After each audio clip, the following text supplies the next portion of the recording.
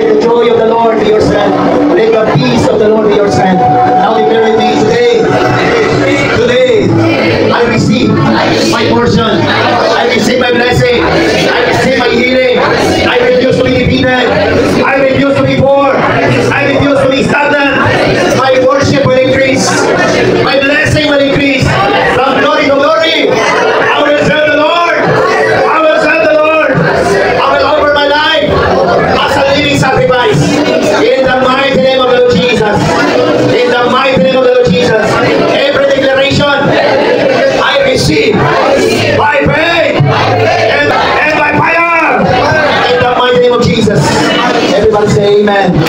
Narito tayo sa ating kunting simbahan ng lingkod para makinig ng salita ng Diyos. Hallelujah.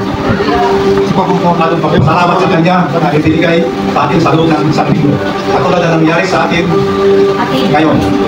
Yung parties na parang kung ang linggo, habang nagkahangit ako ng bigote, napansin ko yung may malaki akong tingin sa baba. Nakita ko na parang paano siya, natunaw na siya.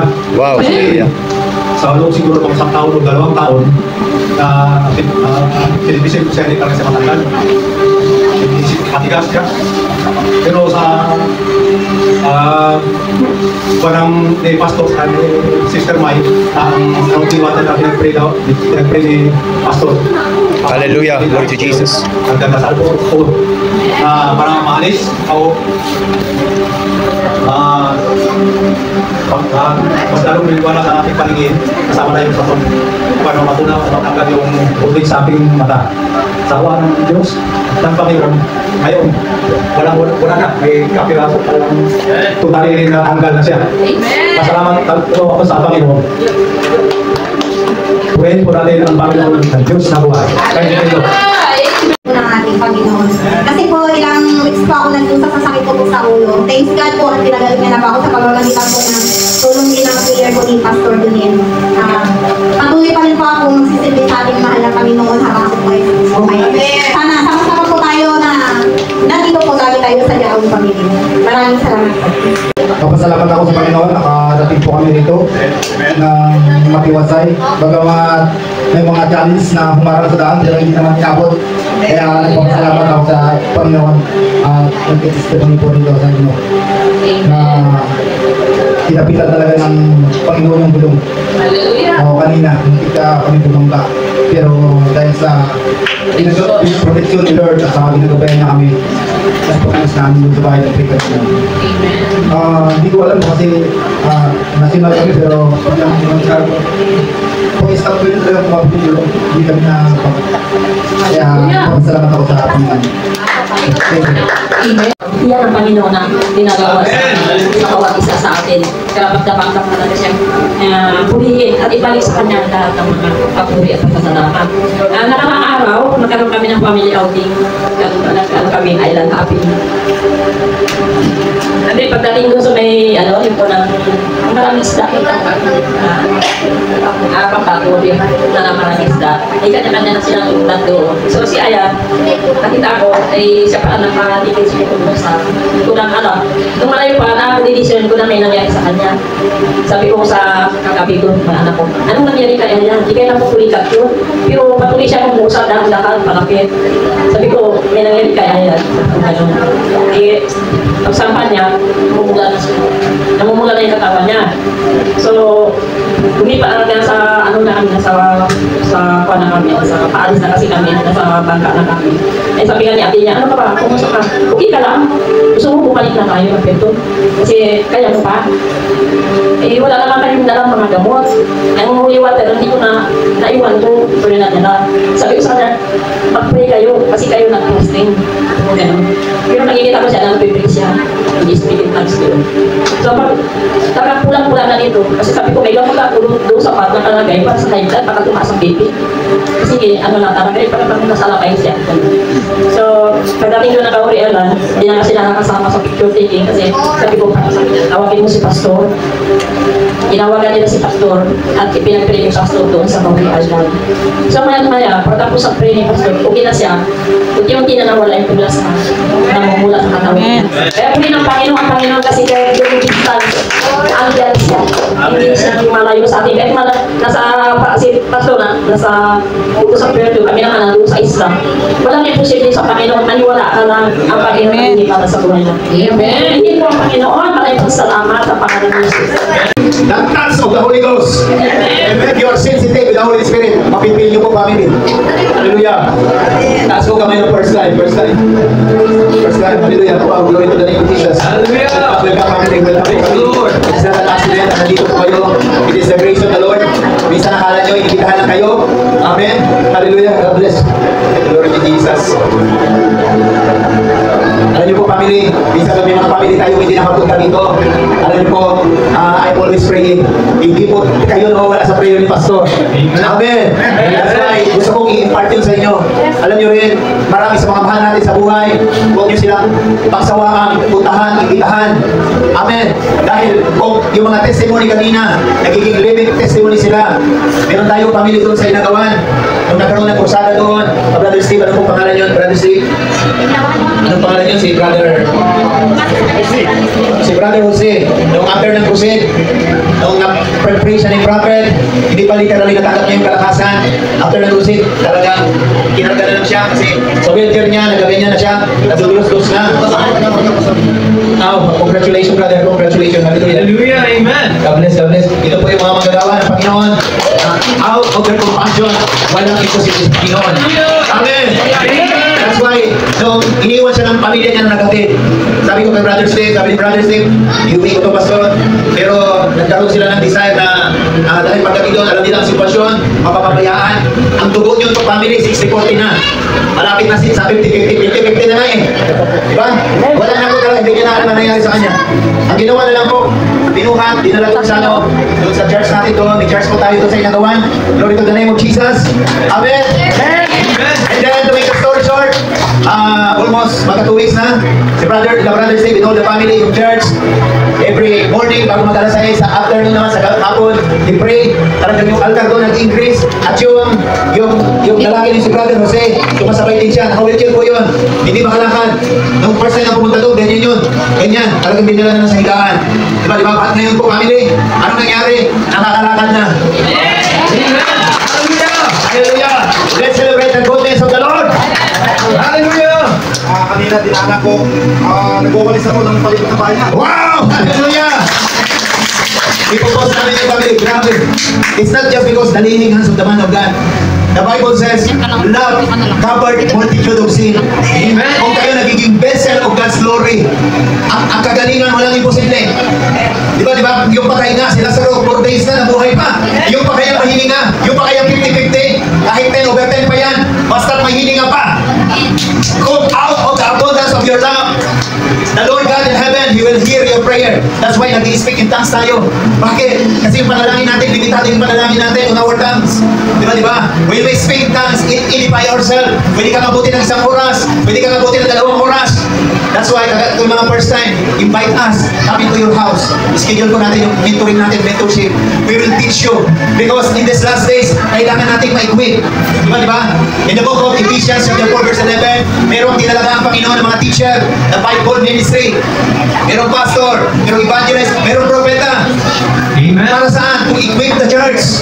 Because either you like it or not, ang nangyayari sa Israel, soon, the Antichrist will arise.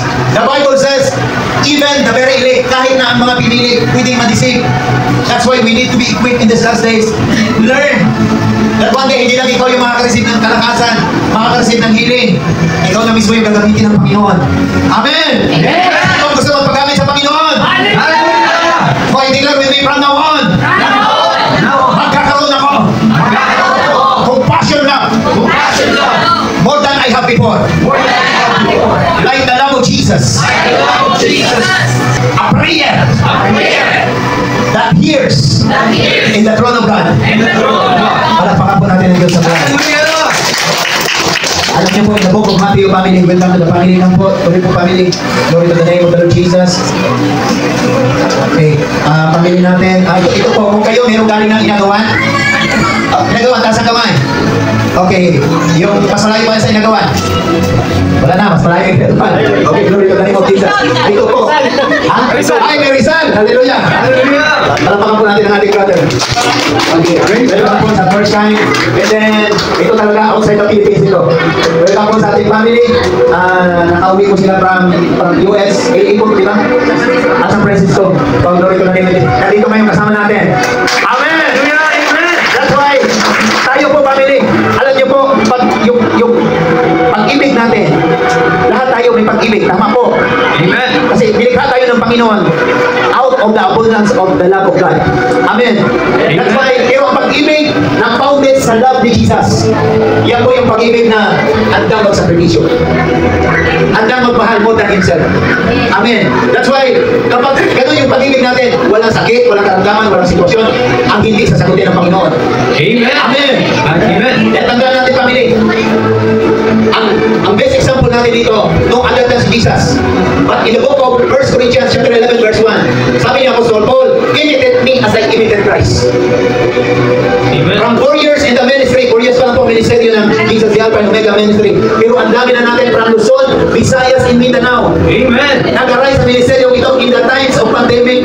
Di ba? Kahit tumating pa yung monkeypox, no one can stop us. Wala makakapigil sa atin. Di ba? Huwag kayong matakot sa mga manipulation of this world as we are one in unity.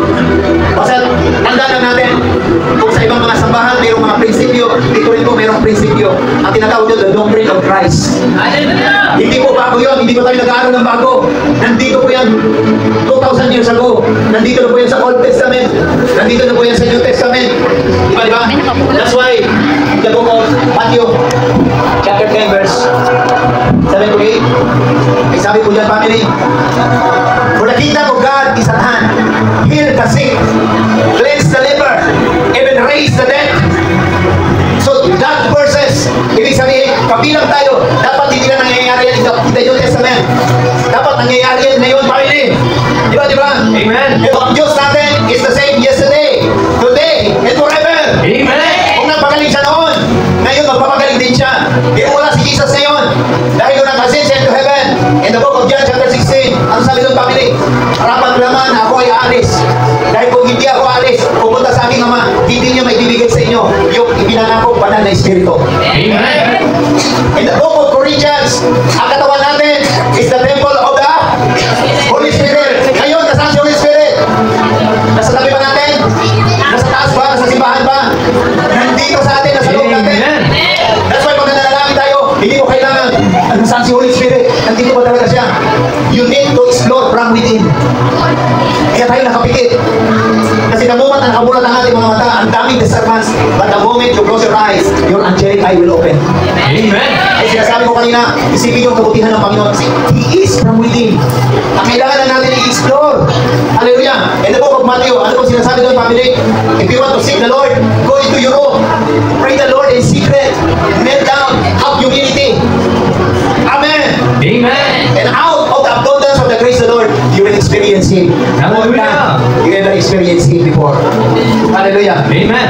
Proverbs 14:12, can you open? Hallelujah, thank you, Jesus. May daang matuwid sa tingin ng tao, ngunit kamatayan ang dulo nito. May daang matuwid sa paningin ng tao. Ang isipan natin, family, akala natin tama. Akala natin yun ang katotohanan. Pero, kung sa mga scientists pa, naghahanap ng ebidensya bago paniwalaan. Tama po ba? Sa mga Amen. doktor, sa mga nag-aaral ng mga technology. Diba? Kaya, kadalasan, literally, we are in the last days. We are in the deception. Great deception has come. Kaya mga technology, ang mga invention sa sobrang katalinuhan ng tao, yung faith ng tao na mabawasan.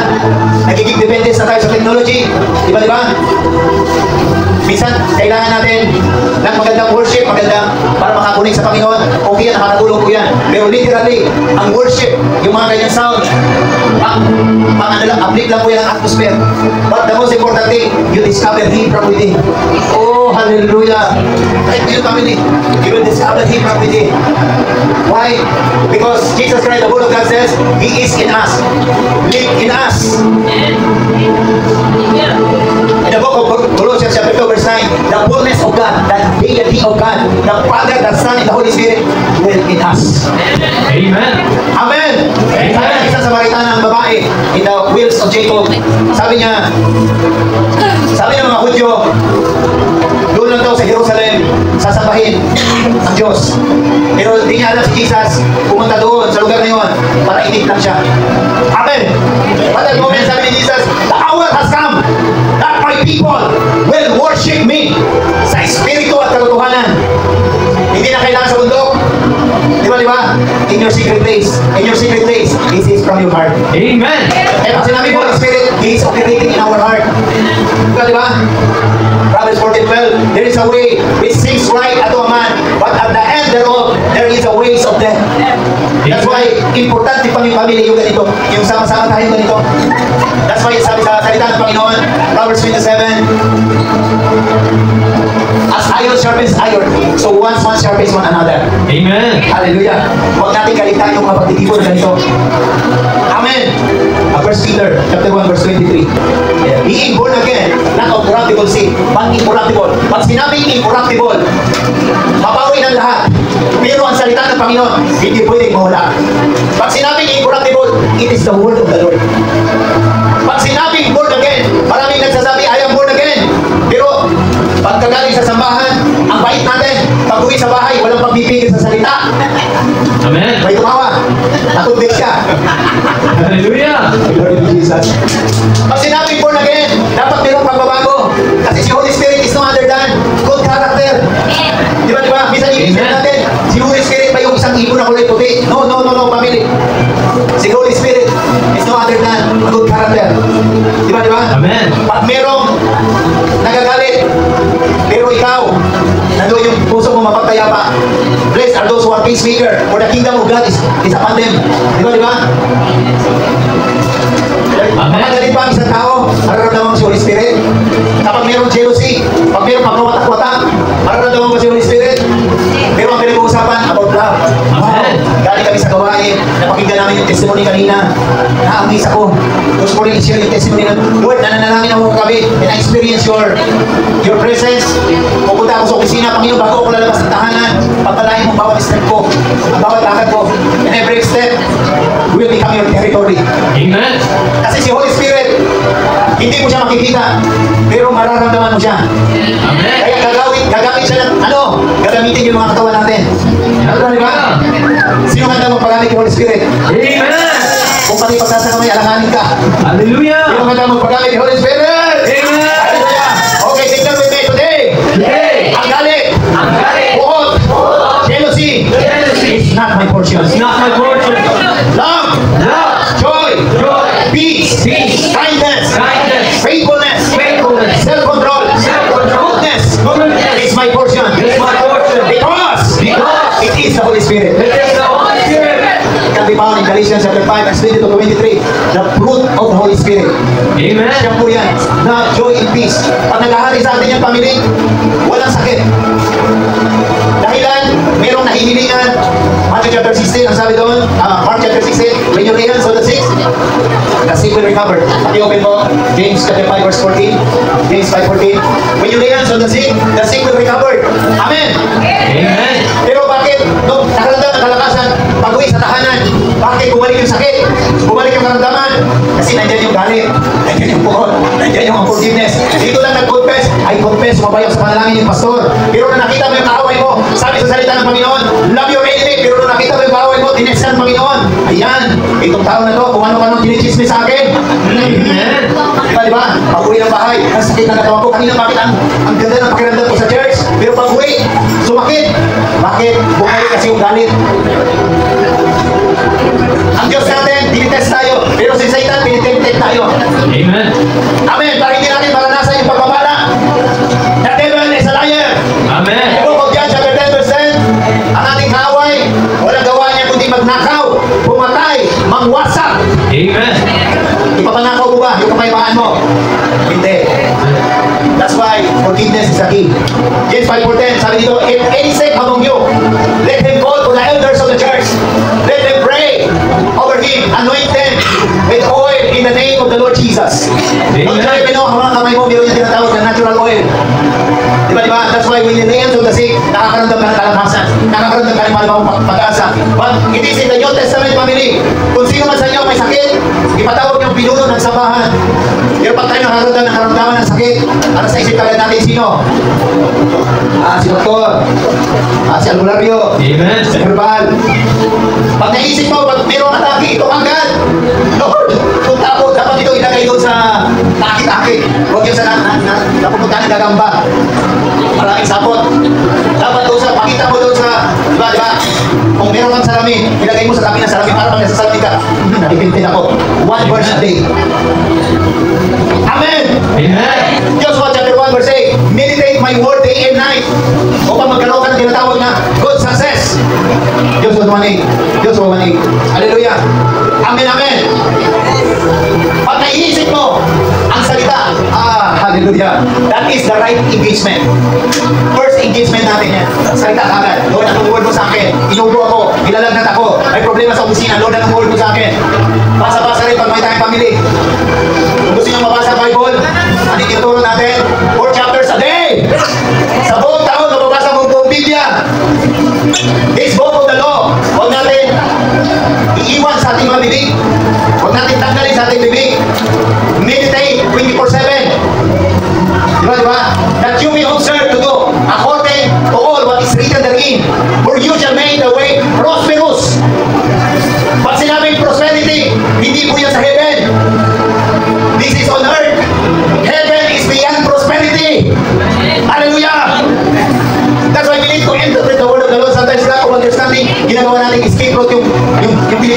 magkaroon ng karamdaman, Lord, yan ako mamahinga.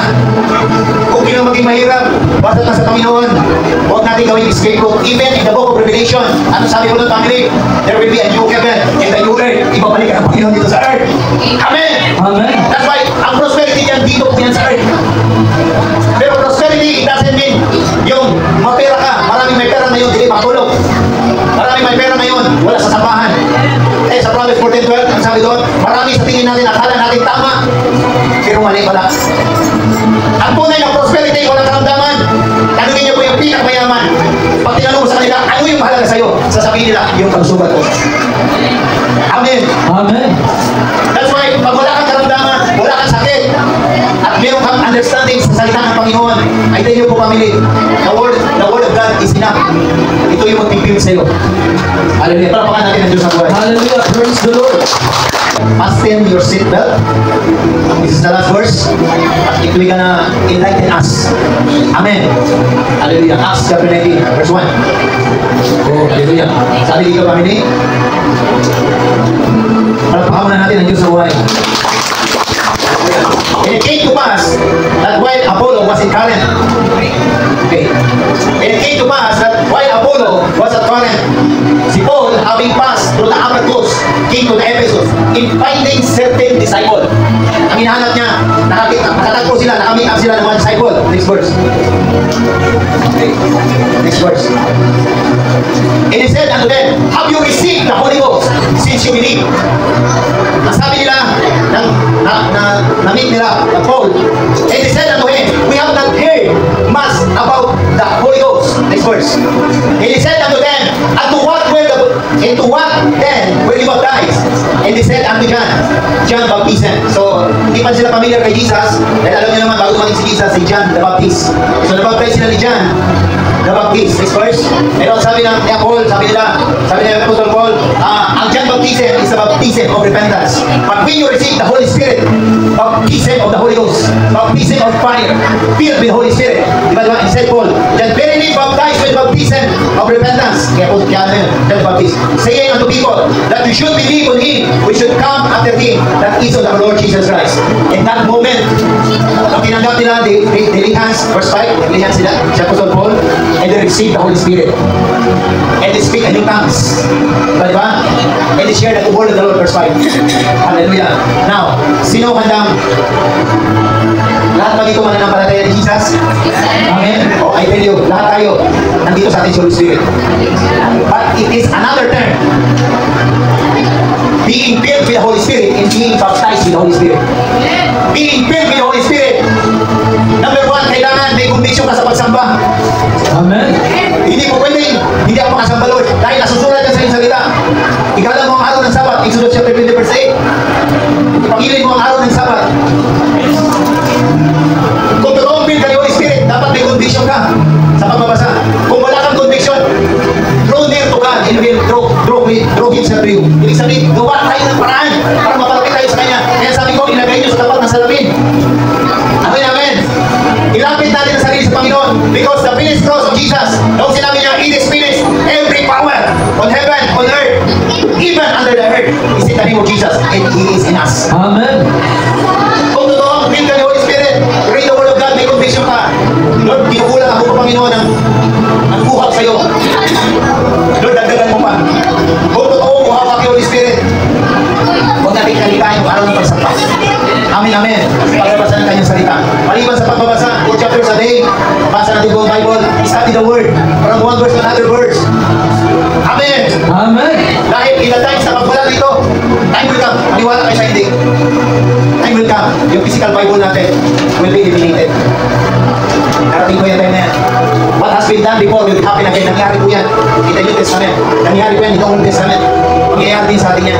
When the Antichrist reign. Kaya ito yung panahon natin ng paghahanda. That's why time will come. Dahil wala ng physical Bible, nandito na yan. You become the walking Bible. Amen. Amen! Are we excited? Hallelujah. Kung totoo, filled ka ni Holy Spirit, share the gospel. Share kung ano yung, parang ano po yung family, parang isang baso. Yung baso natin, kapag lagi nalalagyan ng tubig, yung kahit patak-patak lang yan, mapupulong hindi. Mapupulong. Kung lagi mo pinupulungan yung sarili, susobra ka. Ibig sabihin, no one can stop you, isi-share mo yung goodness ni Lord. Amen. Isi-share mo yung testimony mo. Yung mga nag-testimony kanina, i-share natin yung kanilang testimony. Because being filled with the Holy Spirit, oh, hallelujah. Kapag nakaramdam sila ng kalakasan, I prophesy about their life. The strength like wings of an eagle. They will walk in that big pain. They will run in that big pain. Hallowed be thy name. Lift up our hands to the Lord Jesus. Hallowed be thy name. Jehovah God, you reign. And you will never change, oh God. You will never change. Oh Lord, forever you're the same. I sing praises. I sing praises to your name. Everybody open our mouths, the Lord. Everybody, when we sing to the Lord, when we open our mouths, even now, even I don't touch you, you will feel the spirit, you will feel instantly. And praise is to be praised. I give glory. I give glory to your name.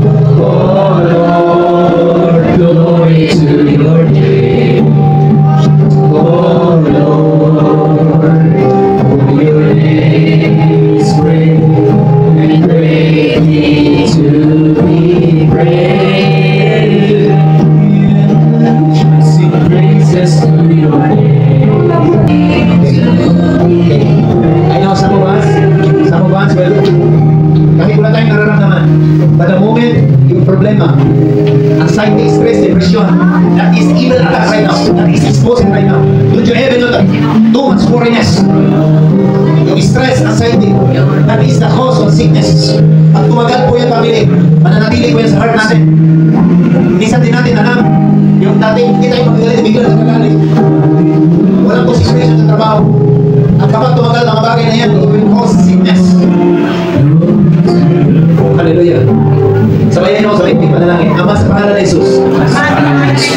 Lahat ng espiritu sa aming isipan, lahat ng anxiety, stress, depression, lahat ng espiritu sa aming puso, galit, buod, jealousy, kahalayan, every demonic expression, I renounce, I resist, pinapalayas ko, lahat ng unforgiveness, sa pangalan ni Jesus, as I receive my strength, today, is my victory, today I'm gonna free, in the mighty name of Jesus. Lift up our hands for the Lord.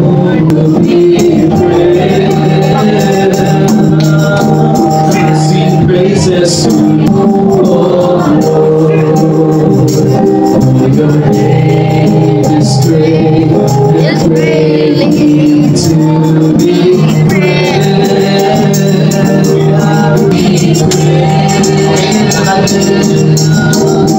Sing praises to your name. Ano yung brother say? Nandiyan ba yung sakit? Okay. Nandiyan ba yung sakit? Tapakan natin si Lord family. Pain is God's. Oh, hallelujah.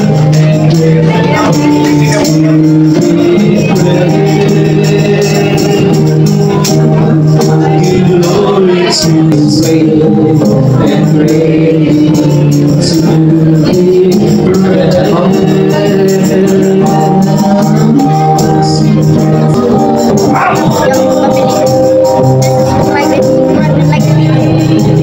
to ingatan dito beses. 1, 2, 3, 4, 5, 6, 7. Okay, dito ka. Okay, sumaya kami pastor, hallelujah. Negative class, praise the Lord. Okay, dito. Okay, okay, check mo. Okay, check na natin yung sakit sa dyan. Okay. Wala na. Oh, hallelujah, malapakan natin ang Diyos sa buhay. Thank you, Jesus. Okay na. Okay, wala na. Wala na. Wala na natira. Malapakan natin yung Lord family.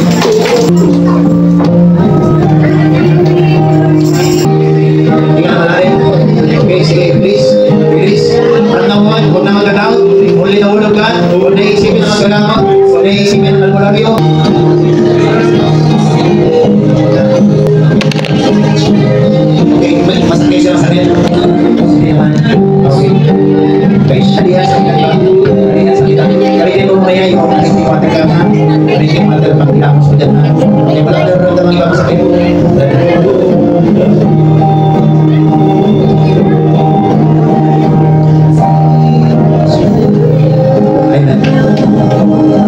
Okay, brother. Gusto mo wala yung sigarilyo. At anda ka na, i-surrender yan sa Panginoon. Madali sa Panginoon. Pero when it comes to, okay, ibang pamilya, you can sit down bro, you can sit down. Pag sinabi, mga bisyo, hindi po ganun kadali yan. Kasi, tinanim natin na, kumbaga inabuso natin ang ating sarili, matagal na panahon. But the Lord God, bibigyan ka ng Panginoon ng kalakasan para mawala yan. May people, just a matter of 1 month. Kasi one of my last testimony, 1 month, May 16, May 16, May 6, 2024, June 3, isang stick na lang siya. June 6, hindi na lang sigarilyo. Sigarilyo, you know? Hallelujah, di ba Panginoon? Hindi sa'yo kong maraming. Hallelujah, Lord, Father God, Lord, lahat kami Panginoon, maraming saksi Panginoon. In the name of the Lord Jesus, in 1 month, Lord. Lord, hindi ko dinideklara po Panginoon, but I promise you, He will be a living testimony about this man. In the mighty name of Jesus, the strength be yours to fight against every demon sa attack upon your life. That's going to expose now. In the name of the Lord Jesus. I want every demon upon your life. In the mighty name of Jesus. Every attachment, lahat ng tuwing sa iyong baga, in the name of Jesus, be clear. From now on, you have to say, I speak of deliverance in the name of Jesus. Because the relationship will be restored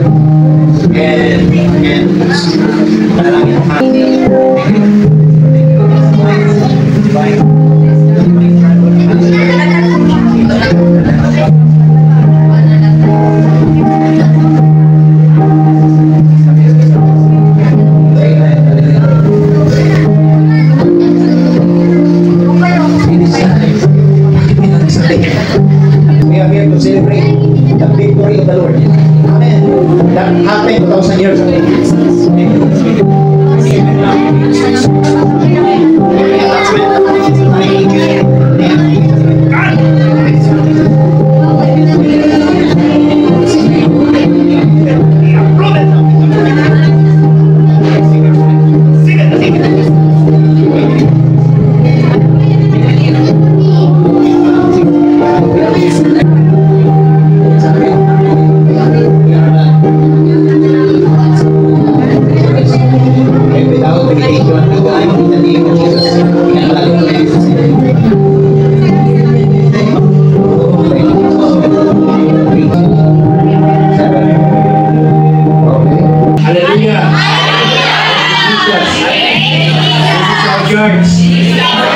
This is our home. We are the home. Now forever. Now to the name of Jesus. Lord, in the name of Jesus.